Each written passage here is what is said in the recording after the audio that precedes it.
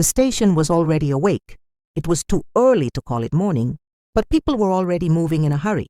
Some dragged their luggage. Some called out names. Some already looked tired. Ellen stepped into that flow. She did not stop. She did not hesitate. The distance to the ticket counter was not long, but within that short distance, people glanced at her at least once. They did not look for long. There was no need to.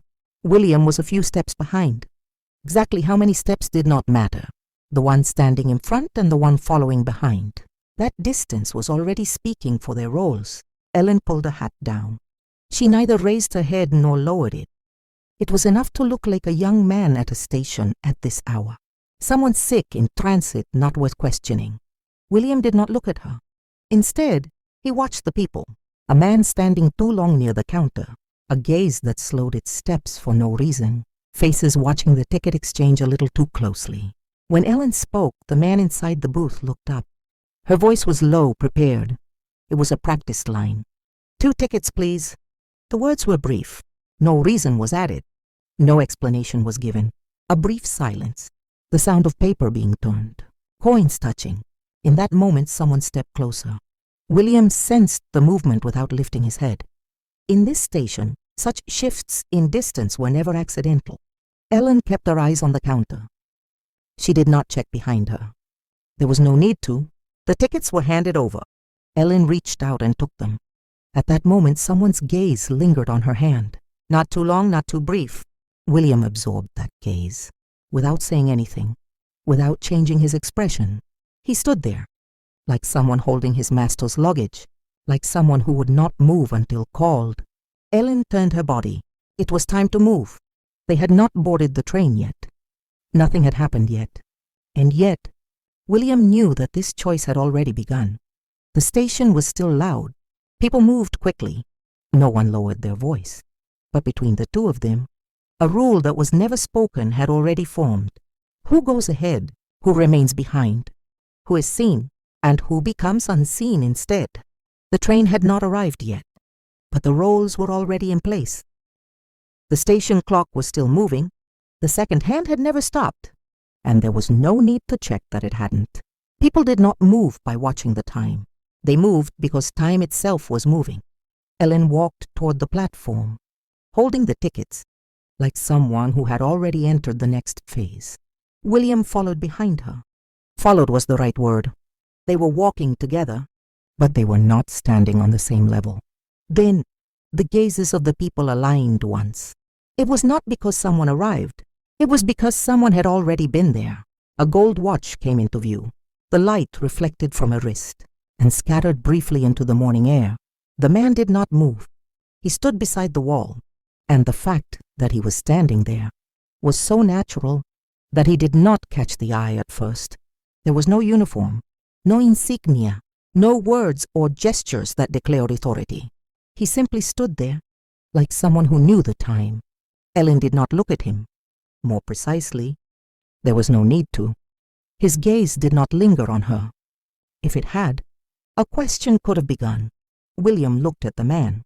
More precisely, he watched the way the man looked.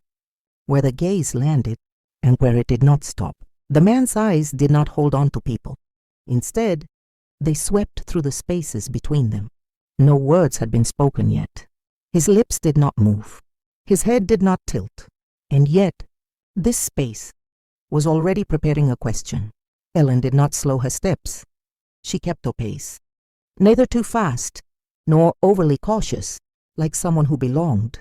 In the station at this hour, William stepped back, one step further. Not noticeably, but deliberately. The man saw the movement, but did not respond. Not responding was the strongest signal.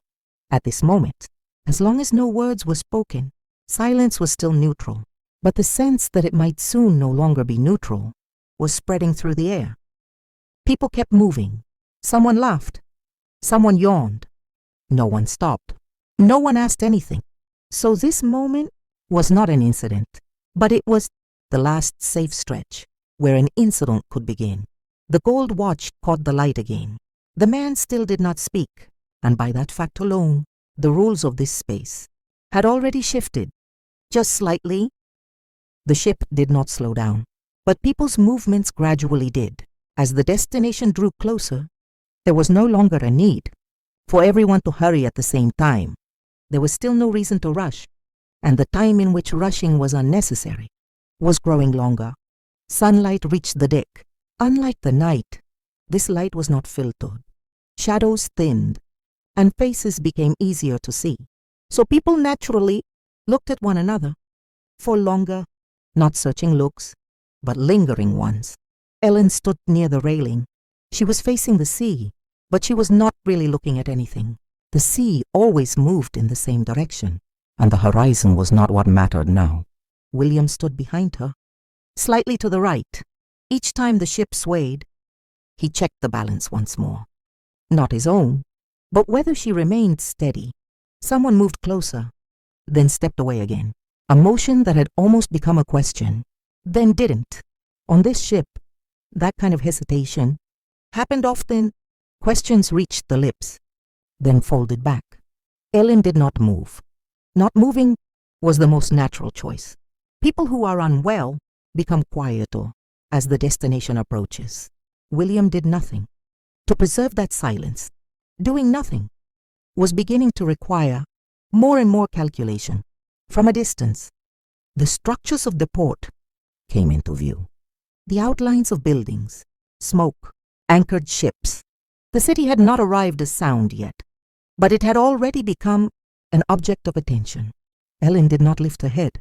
The one who looks at the city first is always the one who receives the questions first. She stood like someone who had not yet arrived. William shifted his gaze. Who was looking where? Where their attention paused. He watched for the moment when people's interest would move from the port to people not yet. At this distance, the city still mattered more. As the ship drew closer, people began to organize their belongings. More voices, plans became visible. Where to disembark? Who would be waiting? Ellen and William prepared nothing. Not preparing was the most precise preparation. For now, someone laughed. Someone called a child. Between those sounds, the two of them remained in the same positions.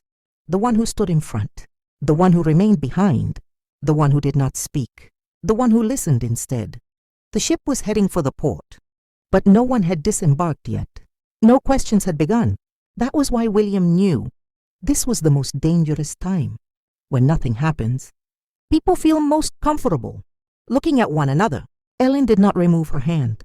From the railing, that hand was steady. It is so steady, it no longer looked like an act. William did not look at her hand. Instead, he watched for when people's eyes would return this way. The ship kept moving. The speed did not change. What changed was the length of time spent waiting. They had not arrived yet. Nothing had happened yet. So this state had to be maintained a little longer.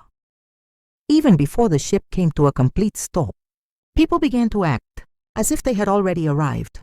Luggage was moved. The places where people stood started to acquire meaning. Who would move first? Who would wait?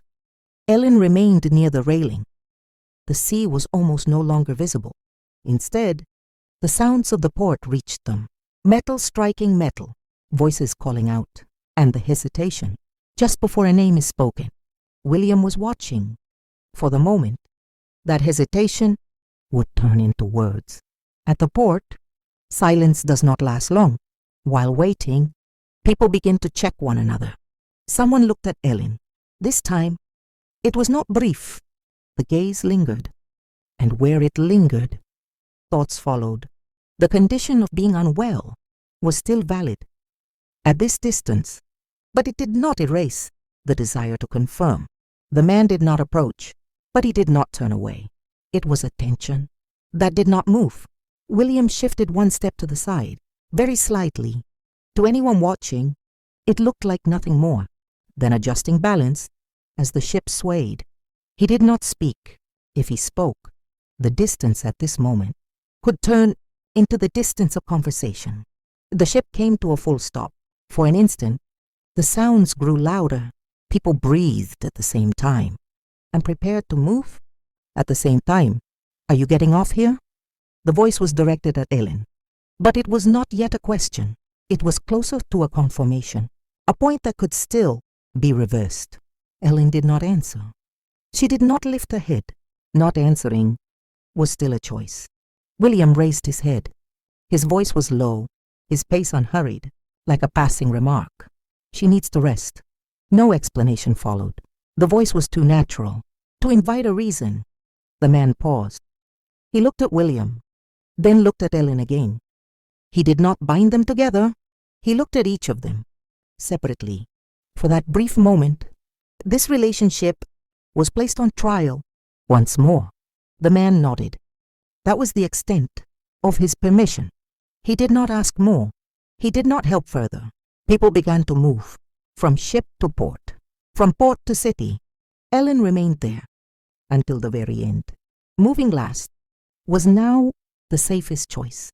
William stood behind her. He waited until people's attention was pulled forward, until they began talking about destinations. Only then did the two of them move. No one stopped them. No one followed them. That was why William knew this passage was not yet complete. The port was narrower than the ship. The distance between people shortened, and silence became noticeable more quickly. Ellen began to walk. Now it was no longer the pace of someone who was unwell, but the pace of someone who had arrived. William did not miss the change, so that the roles would not shift. He matched her pace without moving ahead. The city was directly in front of them, a distance where questions could begin again at any moment. So now, the choice was not to reduce words, but to maintain, to the very end, a state in which words were not needed. Nothing had happened yet, and because of that, this passage was still in progress. The city was quieter than expected. Once a layer of the port's noise was stripped away, only the sound of footsteps remained. Everyone seemed to know their own direction, and there was no need to explain it. Ellen did not stop. She walked with the pace of someone who had arrived, and that pace was no longer an act. People passed her. They saw her as they passed, but they did not look back. William was still behind her. He no longer counted the steps. The moment he counted, the distance could become a meaning. Someone stepped aside. It was a natural motion, not an act of help, not avoidance, just the habit of making way for the person in front. That habit worked toward Ellen, and the way it worked had become so natural it was no longer noticeable. William blended into the flow. That was the right word. Without moving ahead, without falling behind, he followed the empty spaces between people. Questions no longer appeared, not because they had disappeared, but because the moment to ask them had already passed. The city does not ask those who arrive about their past. The moment when where you are going matters more than where you came from always arrives faster. Ellen lifted her head for the first time. Her expression was not remarkable. In this city, a remarkable expression draws the most attention. William did not look at her face. Instead, he thought about when this passage had ended. There was no precise point, no inspection, no confirmation, no word of permission. That was how he knew. It was already over. No one stopped them. No one looked back. No one asked their names. So this passage did not look like a success. Success always carries words. This was a state to which no words were attached. Ellen took one breath and began walking again. That breath was close to relief, but it was not joy. William did not take that breath as his own. From this passage, the only thing he could carry was the role that had been left behind.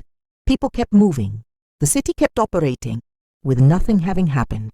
So the relationship looked the same as before, but it was not. Someone had become safer. Someone else had become quieter. That difference was not declared, not organized, not explained. It simply remained as a state that could not be returned from. Nothing happened, and because of that, this passage was completely over.